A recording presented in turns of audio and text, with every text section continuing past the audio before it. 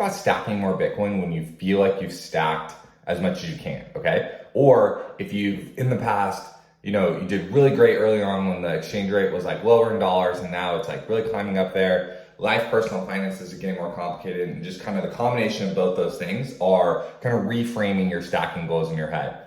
I'm there. I'm there. I totally feel that. Let's talk. So the first thing that tells me is that feels like the right time to kind of transition from this mindset of Bitcoin as just long-term savings, only long-term savings. If you're starting to feel like you kind of stacked as much Bitcoin as you could, and the exchange rate's now gotten away from you, and the amount that kind of your monthly DCA buys feels small relative to the amount you've stacked in the past.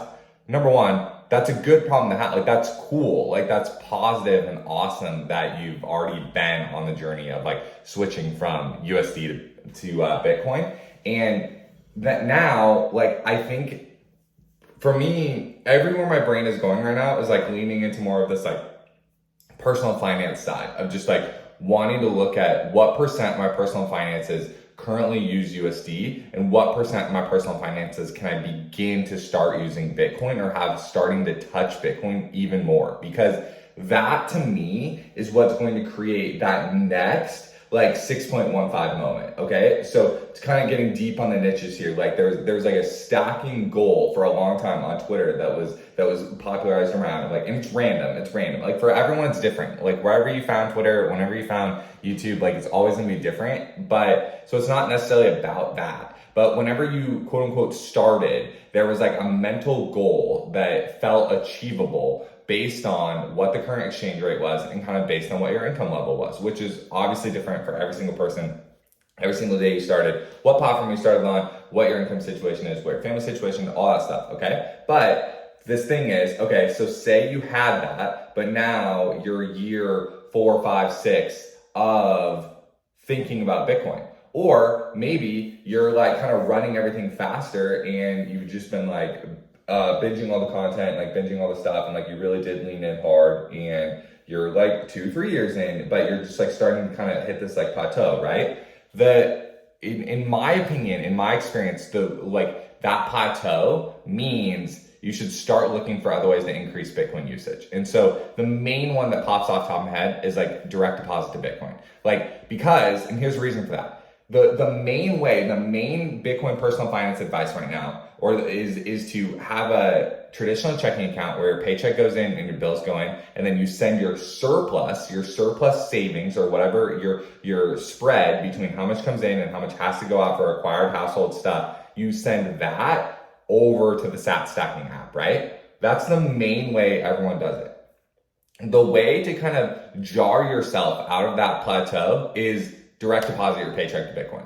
Just how much, because even asking yourself, what is, even do it on Google right now, Google price of Bitcoin and then put in your net paycheck, what would my net paycheck buy of Bitcoin right now? Or at today's exchange rate, for yesterday was a payday, what would my net paycheck have bought in Bitcoin? And just knowing that number, because that number reframes everything. Again, you're at this plateau because you've been stacking for a long time, and then you see this surplus number and you've become so accustomed to this surplus number, and that going to the SAT stacking app, what as a test, as a mental test and as a mental way to break out of that plateau, if the goal is to stack more Bitcoin, direct deposit the whole paycheck.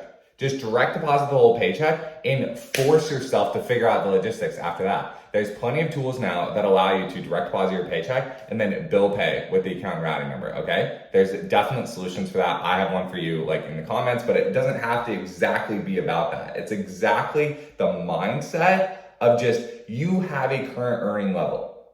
This is a very physical reality. You have a current earning level. Bitcoin has a Bitcoin USD exchange rate, and the main way that everyone does this is they bill pay and get paid in dollars, and then they send their surplus over to Bitcoin. that is creating a plateau and a ceiling for how much Bitcoin can get into your personal finances. And it's kicking the can down the road on how to incorporate that long-term savings into a growing financial plan. What you want to do if you're facing a plateau is get Bitcoin deeper into your personal finances. That's going to look different for everyone. Direct deposit is like that main thing off the top of my head. Another one that I've talked about in the past is buying a gift card with Bitcoin. Like if you've never bought anything with Bitcoin, ripping the Band-Aid off that, rip the Band-Aid off that. And here's the thing I've said in the past. Like if you have a partner, if you're doing household finances with a partner, and that person may be less into Bitcoin than you are, or maybe they're totally into Bitcoin and they're thankful that like you're following it and everything. Awesome. Like both situations are like great and awesome, and like we see it a lot, right? Buy a gift card.